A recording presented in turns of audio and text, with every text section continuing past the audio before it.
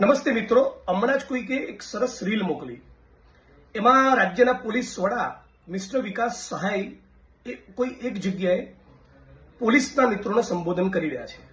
આ તમે જોઈ શકો છો.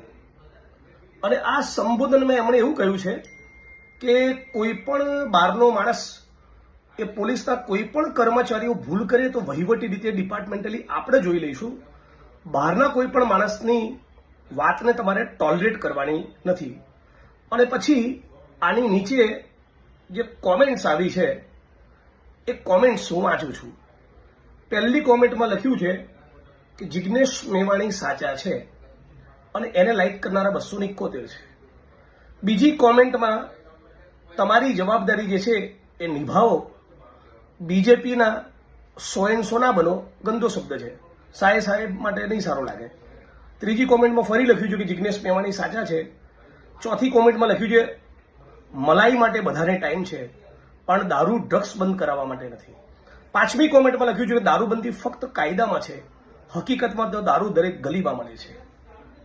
પછીની કોમેન્ટમાં લખ્યું છે, છઠ્ઠી કોમેન્ટમાં, તો પછી સાહેબ દારૂ જુગાર ચાલુ હોય એ પોલીસ સ્ટેશનમાં શું ખબર નહીં હોય? આમાં શું જિગ્નેશ મેવાણીએ ખોટું કર્યું છે?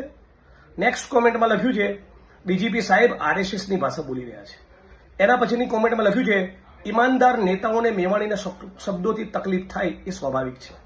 એના પછીની કોમેન્ટમાં લખ્યું છે તમારું નથી દેખાતું, એ ભાઈએ જે કીધું એ કરી બતાવો ને મારા વિશે.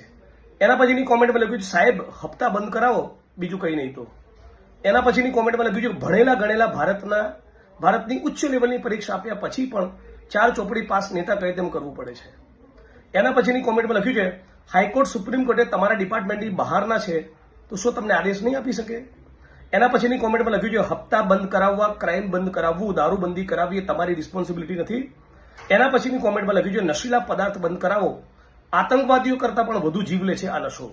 એના પછીની કોમેન્ટમાં લખ્યું છે ભૂલો ઉપર પડદા પાડવાનું બંધ કરો અને હપ્તા ખાવાનું બંધ કરીને નશાબંધી પર કડક અમલ કરો સાહેબ. એના પછીની કોમેન્ટમાં લખ્યું છે સાહેબ દારૂ બંધ કરાવીને જિગ્નેશભાઈનું મોઢું બંધ કરાવો ને આમ રાજકીય પ્રેરિત ભાષાથી દારૂ થોડો બંધ થશે. એના પછીની કોમેન્ટમાં લખ્યું છે ખુલ્લેઆમ દારૂ વેચાય છે એનું કંઈક કરો, તમારી પાસે નીડર જાબાદ સૈનિકો હોય તો. એના પછી કોમેન્ટમાં લખ્યું છે જિગ્નેશ મેવાણીની રજૂઆત કરવાની શૈલીમાં અમુક શબ્દોની પસંદગી ખોટી છે, બાકી રજૂઆત ખોટી નથી.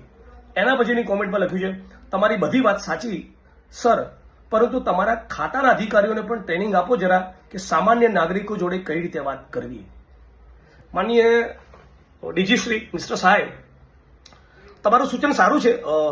પોલીસ ફોર્સનું મનોબળ ટકેલું જ હોવું જોઈએ. એ રાજ્ય માટે જે પોલીસ કર્મીઓ કોન્સ્ટેબલથી લઈને સિનિયર મોસ્ટ ડીજી રેન્કના ઓફિસરો જે રાષ્ટ્ર માટે દેશ માટે સેવા આપતા હોય, એમના પરસેવન અને એમના કામગીરીને એમની નિષ્ઠાને હું એપ્રિશિએટ અને સેલ્યુટ કરું છું, હું વંદન કરું છું.